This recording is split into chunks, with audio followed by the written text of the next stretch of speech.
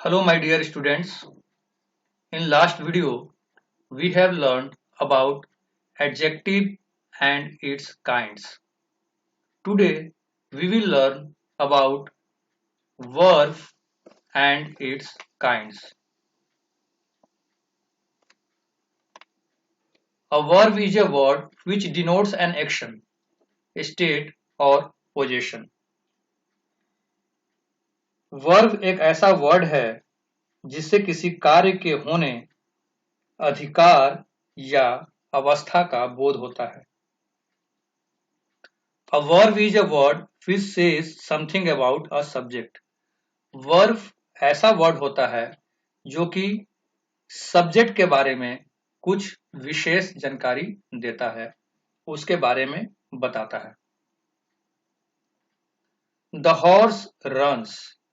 यहाँ पे जो runs है ये एक्शन वर्ड है और जो एक्शन वर्ड होते हैं वो वर्ब होते हैं. I read English. मैं इंग्लिश पढ़ने का काम कर रहा हूं. तो मेरा जो एक्शन है वो है रीड, इसलिए रीड यहाँ पे वर्ब है. I have a computer. इस सेंटेंस में हैव वर्ब है क्योंकि हैव जो है पोजीशन शो कर रहा है, मीन्स अधिकार शो कर रहा है.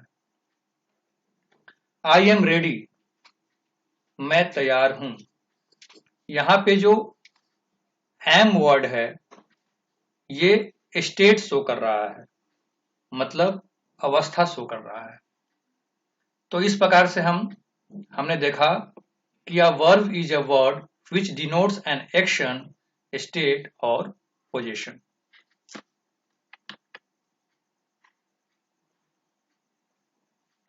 Now kinds of verb.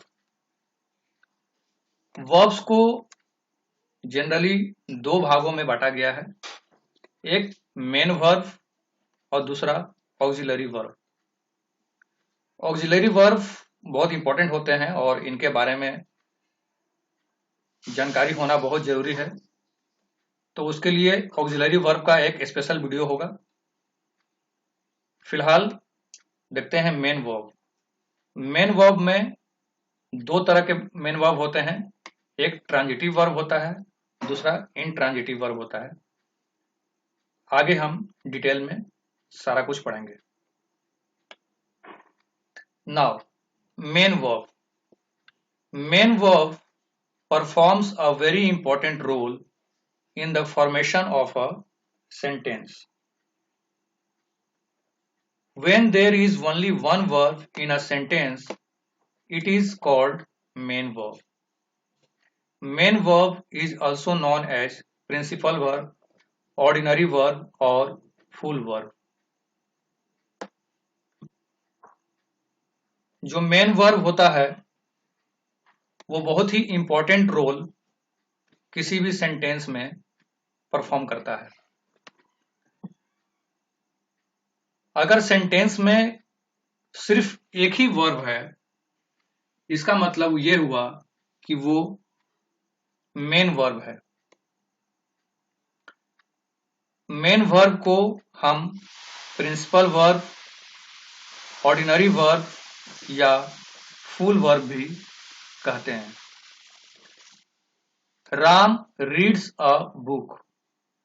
इस सेंटेंस में सिर्फ एक ही वर्ड है जो कि वर्ब है, वो है रीड, इसलिए ये मेन वर्ब है. He is going. यहाँ पे दो वर्ड है जो कि वर्ब है, एक इज और दूसरा गोइंग.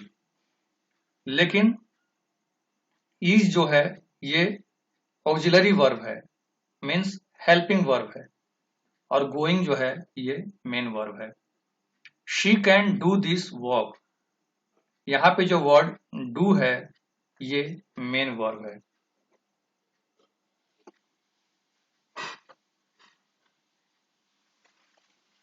थोड़ा सा ऑक्सिलरी वर्ब के बारे में जान जाते हैं.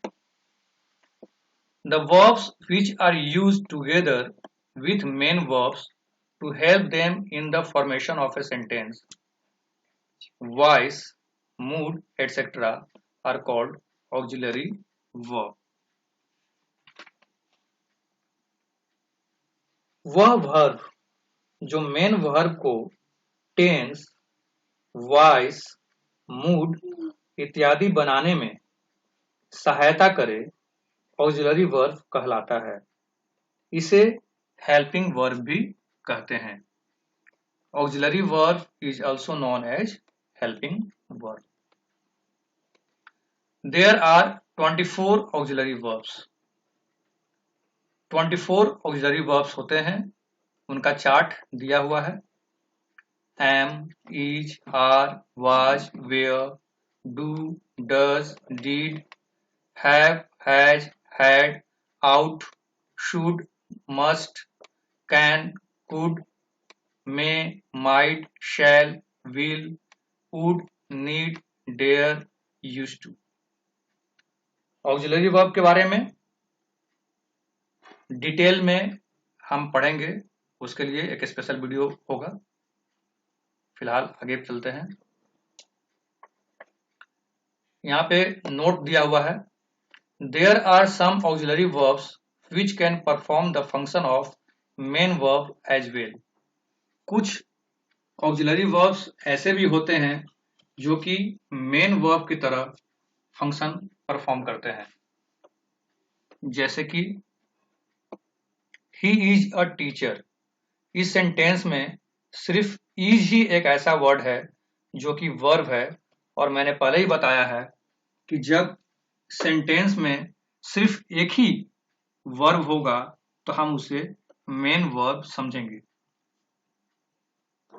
शी इज ईटिंग, यहाँ पे जो मेन वर्ब है वो ईट है, और इसके पहले एक वर्ड आ गया इज, तो यहाँ पे इसको हम एज ए मेन वर्ब ना कहकर इसको हम कहेंगे कि ये ऑक्सिलरी वर्ब है। टॉम हैज अ कार, इस सेंटेंस में बस एक हैज ही है जो कि वर्ब है, इसलिए ये मेन वर्ब है। ही हैज गॉन, अब यहाँ पे गो से बना है गॉन, और ये गॉन जो है ये मेन वर्ब है, इसलिए हैज हो गया यहाँ पे ऑक्सिलरी वर्ब। यही हैज इससे पहले वाले सेंटेंस में मेन वर्ब का काम कर रहा था, लेकिन इस सेंटेंस में ऑक्सिलरी वर्ब है।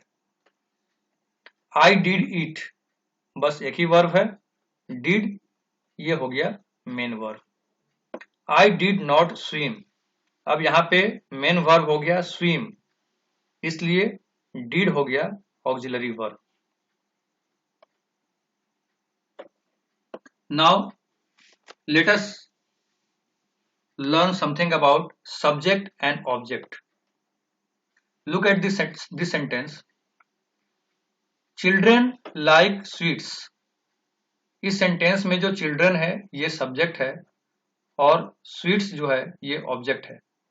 लाइक वर्ब है। The doer of the action is known as subject.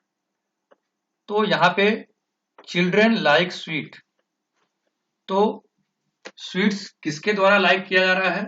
तो चिल्ड्रन के द्वारा लाइक किया जा रहा है, मतलब कि चिल्ड्रन यहाँ पे डूअर ऑफ द एक्शन है, और जो डूअर ऑफ द एक्शन होता है उसको हम बोलते हैं subject. The receiver of the action is known as object. यहाँ पे चिल्ड्रन के द्वारा क्या पसंद किया जा रहा है? तो वो है स्वीट्स, मतलब कि ये है रिसीवर ऑफ द एक्शन, और रिसीवर ऑफ द एक्शन को हम ऑब्जेक्ट बोलते हैं। The object may be a noun, pronoun, noun phrase और नाउन क्लॉज। जो ऑब्जेक्ट है या तो नाउन हो सकता है, या तो प्रोनाउन हो सकता है, या फिर नाउन का कोई फ्रेज हो सकता है, या फिर नाउन का कोई क्लॉज हो सकता है। Now how to find a object, हम कैसे पता करेंगे कि किसी सेंटेंस में ऑब्जेक्ट क्या है? उसको पता करने के लिए कुछ रूल्स होते हैं, उसको हम जान लेते हैं। To find the object we ask question using what और whom। Joining with action word. तो सेंटेंस में ऑब्जेक्ट फाइंड करने के लिए हम व्हाट या फिर whom लगा करके एक्शन वर्ड के साथ में जोड़ करके क्वेश्चन पूछते हैं। The answer which comes is considered as object, और जो आंसर आ जाता है उसको हम ऑब्जेक्ट समझ लेते हैं। जैसे कि एग्जाम्पल में देखते हैं, my father reads a novel, मेरे पापा नोवेल पढ़ते हैं। अब यहाँ पे हम जो वर्ब है रीड्स, तो यहाँ पे लिख दिए रीड्स और साथ में जोड़ दिए व्हाट। रीड्स व्हाट मतलब कि क्या पढ़ते हैं, मतलब जो पापा हैं वो क्या पढ़ते हैं, तो आंसर आएगा नोवेल, और नोवेल क्या हो गया, object. I love these beautiful flowers, love verb है, लव लिख दिए, लव के साथ में व्हाट या हुम लगाकर क्वेश्चन पूछेंगे। तो व्हाट से तो आंसर आएगा नहीं, हुम से आएगा आंसर। लव हुम, तो आंसर आएगा दीज ब्यूटीफुल फ्लावर्स, और ये जो दीज ब्यूटीफुल फ्लावर्स है ये हो गया हमारा ऑब्जेक्ट। जो भी व्हाट और हुम का आंसर आएगा वो आंसर हमारा ऑब्जेक्ट है। Move to the next example. Ram is going to the market, Ram is going to the market.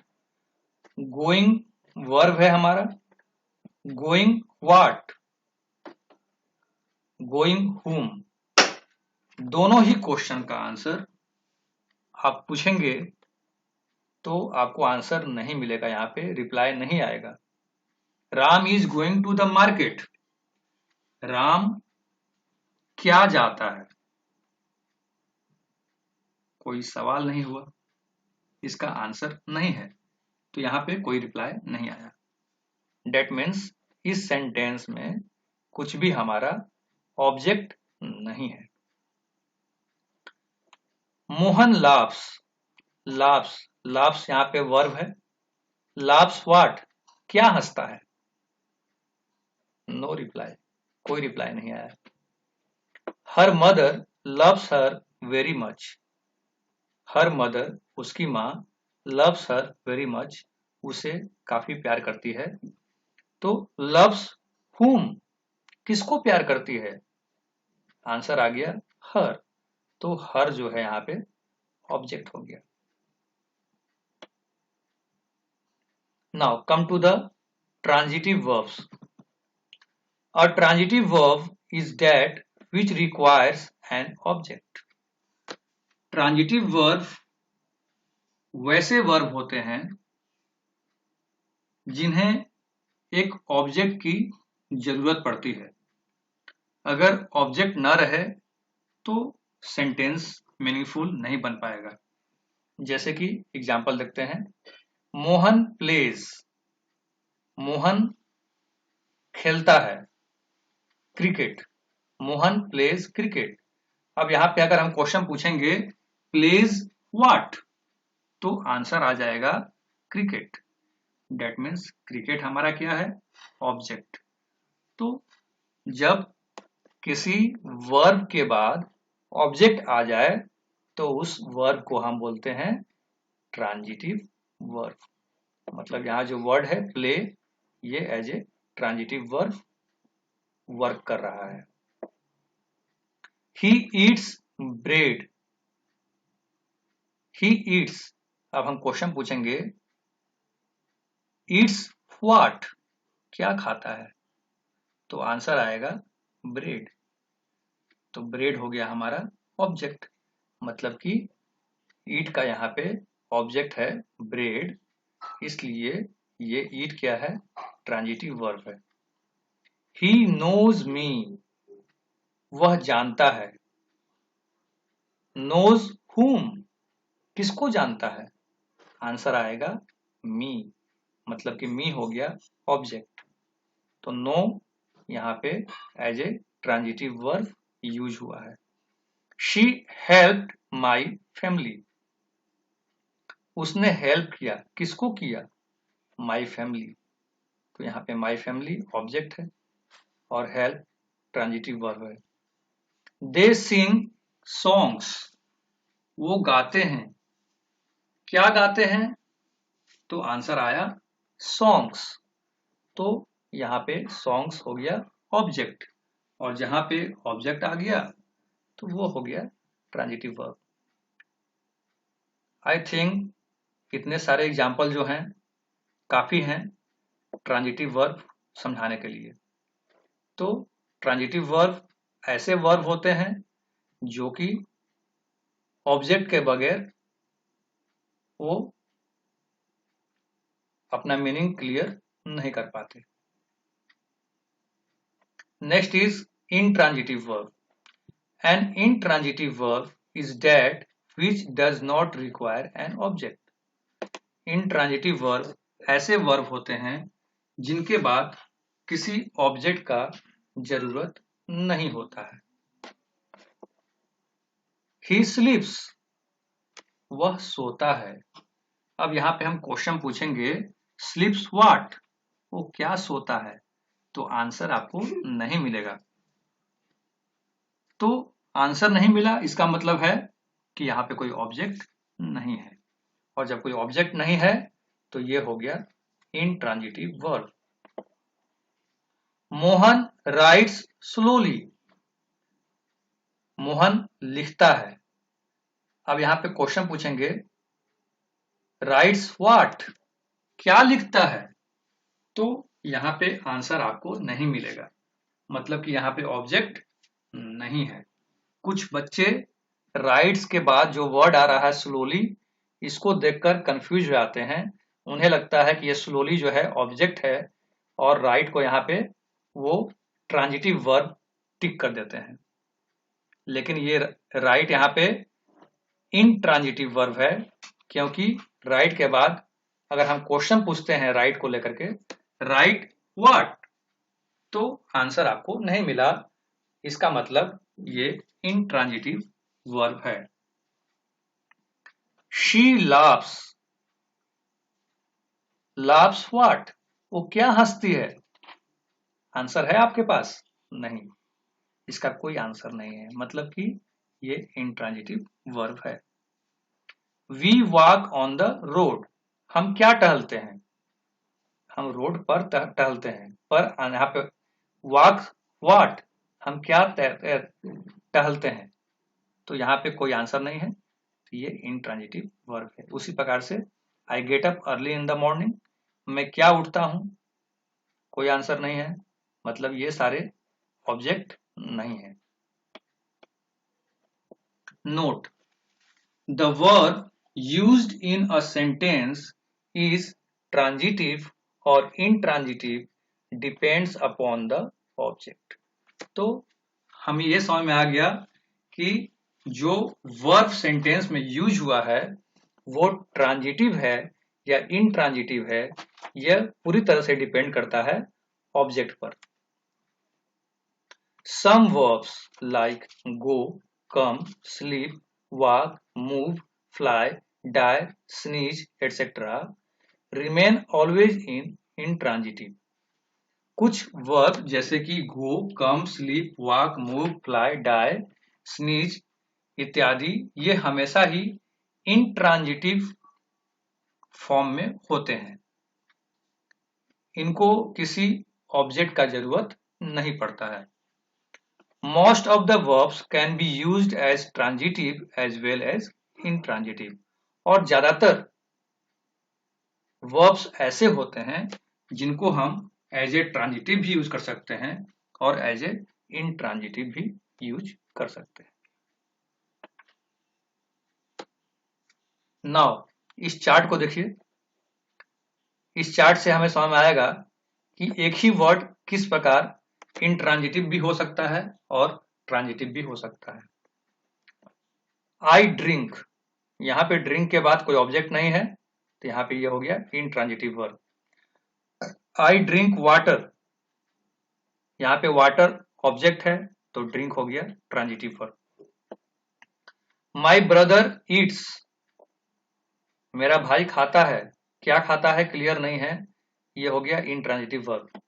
My brother Yeats bread, मेरा भाई क्या खाता है, ब्रेड खाता है, तो ब्रेड यहाँ पे ऑब्जेक्ट हो गया, तो ये हो गया transitive verb. My sister reads, मेरी बहन पढ़ती है, क्या पढ़ती है पता नहीं पता, तो ये हो गया intransitive verb.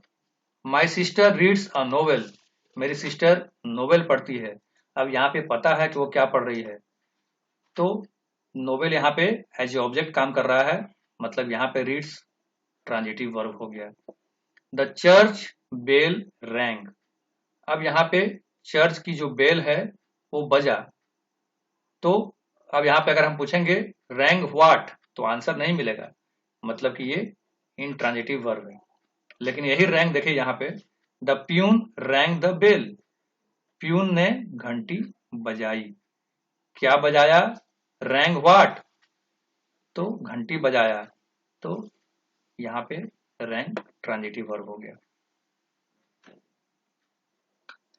Transitive verbs with double object, कुछ ट्रांजिटिव वर्ब्स ऐसे भी होते हैं जिनको डबल ऑब्जेक्ट की आवश्यकता होती है, केवल एक से काम नहीं चलता, जैसे कि give, tell, teach, offer, promise, इस तरह के बहुत सारे ऐसे वर्ब्स हैं जिनको की दो ऑब्जेक्ट का जरूरत पड़ता है। देखिए इस चार्ट को, Ram gave me a book, अब यहाँ पे राम सब्जेक्ट है, गेव वर्ब है, और उसके जस्ट बाद एक ऑब्जेक्ट आ गया मी, और फिर एक और ऑब्जेक्ट आ गया अ बुक, तो यहाँ पे मी और अ बुक डबल ऑब्जेक्ट हो गए। उसी प्रकार से I teach you English, you indirect object है और इंग्लिश डायरेक्ट ऑब्जेक्ट है। ही प्रोमिस्ड मी हिज हेल्प, मी और हिज हेल्प ये दोनों ही ऑब्जेक्ट हैं। She offered me coffee, me coffee दोनों ही ऑब्जेक्ट हैं। Sameer asked him a question, him और अ क्वेश्चन दोनों ही ऑब्जेक्ट हैं।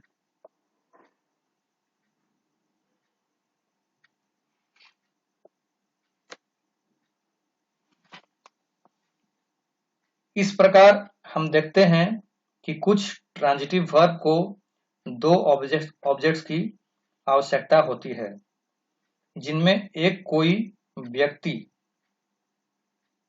होता है और दूसरा ऑब्जेक्ट, मतलब कि कोई थिंग हो सकता है। डायरेक्ट और इनडायरेक्ट ऑब्जेक्ट को पहचानने का एक तरीका है, साधारण तौर पर इनडायरेक्ट ऑब्जेक्ट और डायरेक्ट ऑब्जेक्ट को पहचानने के लिए क्या होता है कि जो पहले आया उसको हम इनडायरेक्ट ऑब्जेक्ट मान लेते हैं। जैसे कि ये जितने भी आपने एग्जाम्पल देखा, Ram gave me a book, तो जो पहले आया इसको हम इनडायरेक्ट ऑब्जेक्ट मान लिए और इसको डायरेक्ट ऑब्जेक्ट मान लिए। लेकिन इसी सेंटेंस को एक दूसरे तरीके से भी कहा जा सकता था कि Ram gave a book to me, Ram gave a book to me. तो जब इनडायरेक्ट ऑब्जेक्ट को अगर हम बाद में ले जाएंगे, तो जब बाद में ले जाएंगे तो टू या फॉर का यूज करना पड़ता है, जरूरत के हिसाब से टू या फॉर का यूज होता है। तो इनडायरेक्ट ऑब्जेक्ट कौन सा है यह पहचाना बिल्कुल आसान है, अगर टू या फॉर के बाद में आ रहा है तो वो इनडायरेक्ट ऑब्जेक्ट है, और अगर सेंटेंस बिल्कुल सीधा है जिस प्रकार से आप एग्जाम्पल देख रहे हैं, तो ऐसे में तो जो पहले आ गया वही इनडायरेक्ट ऑब्जेक्ट हो गया। तो ये सारे वर्ब्स ऐसे थे जो कि डायरेक्ट और इनडायरेक्ट दोनों ही ऑब्जेक्ट इनको चाहिए। Now the chapter begins. यहाँ पे मैंने द एंड इसलिए नहीं लिखा क्योंकि ये बस वर्ब का इंट्रोडक्शन था। वर्ब चैप्टर में बहुत सारी ऐसी चीजें हैं जो कि आपको सीखनी है, वो आगे के वीडियोस में मैं आपको बताऊंगा। बस आप ये समझ लीजिए कि यहां से अब आपकी शुरुआत होती है। अभी तक हमने जो इंफॉर्मेशन लिया ये सब बिल्कुल बेसिक चीजें थी वर्ब के बारे में जो कि मैंने आपको बताया। बाकी डिटेल में हम आगे बहुत कुछ पढ़ने वाले हैं, जैसे कि एक ऑक्सिलरी वर्ब का चैप्टर होगा। ऑक्सिलरी वर्ब को हम हेल्पिंग वर्ब भी बोलते हैं। और while speaking we use a lot of auxiliary verbs। हम बोलते वक्त बहुत सारे ऑक्सिलरी वर्ब का इस्तेमाल करते हैं और उनका सही सही जानकारी होना काफी आवश्यक है। इसीलिए स्पोकन इंग्लिश के कोर्स में ऑक्सिलरी वर्ब को बहुत ही इंपॉर्टेंट चैप्टर माना जाता है। वर्ब के 3 फॉर्म होते हैं जो मेन होते हैं, उसके अलावा और 2 फॉर्म होता है, एक आईएनजी फॉर्म होता है और एक एस या ईएस वाला फॉर्म होता है। तो वर्ब के 5 फॉर्म होते हैं, उसको भी जानना जरूरी है। जब हम टेंस चैप्टर पढ़ाएंगे आपको तो बताएंगे कि किस प्रकार से 5 फॉर्म जो होते हैं वर्ब के उसका कहाँ पे कैसे इस्तेमाल होता है। उसी पे फिर आपका एक चैप्टर है वॉइस, वो डिपेंड करता है, और एक अगला चैप्टर है नरेशन, वो भी वर्ब पे ही डिपेंड करता है। तो बच्चों ये जो चैप्टर है ना वर्ब एंड इट्स काइंड्स, ये very very very very important chapter है, इसलिए इसको बिल्कुल मजाक में मत लेना। मैंने जो अभी इंफॉर्मेशन दिया है ये बिल्कुल ही बेसिक था। आपको जो है ग्रामर की किताबों से काफी डिटेल में इस चैप्टर को पढ़ना है। Okay, good bye. Now the chapter begins.